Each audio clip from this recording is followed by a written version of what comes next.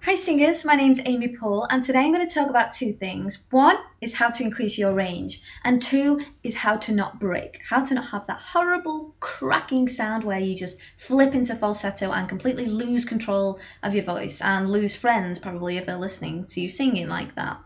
Okay, now the reason why both of these ideas are linked into one video today is because the principle behind them is the same. It's all about the positioning of the larynx, this Adam's apple here. Okay, if I kind of turn to the side, you might be able to see it a little bit, but not too much because it's not as protruding in girls as it is in guys. All right, now let's begin here. How do we keep the larynx in the position it needs to be in when we're singing? Firstly, when we're singing high, we don't ever want the larynx to rise. When it rises, the vocal cords disconnect. And what happens when it does that is air passes through them and it enables that horrible airy sound where we flip.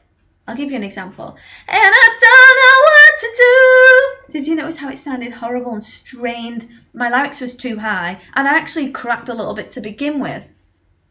Now, when we want to sing high, we want to have that larynx drop a little bit. And the way that we make it drop is by adding a very dopey sound.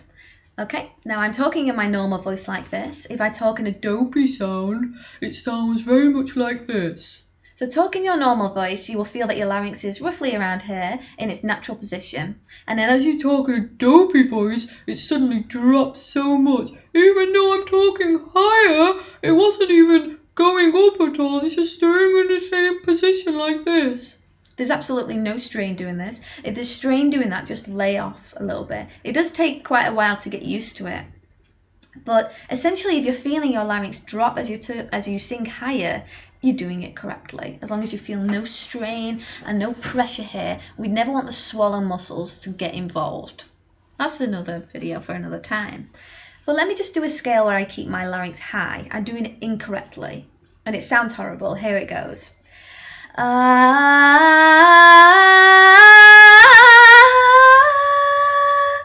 Did you hear that wobble in between, almost like I didn't know what register to sing in, whether I should have sang in chest or head voice? But alternatively, I was not actually given a choice. My voice just flipped. I was out of control, which forced that crack.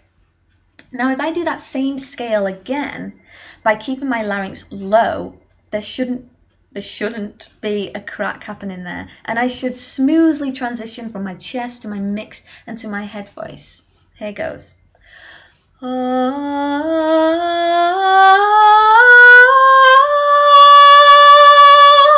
Did you notice how there wasn't any cracking sound? Now that's because I added in that dopey sound right from the beginning and I made sure that I started in this way. That's the most important thing to remember. You can't just suddenly sing in your chest voice in the normal state and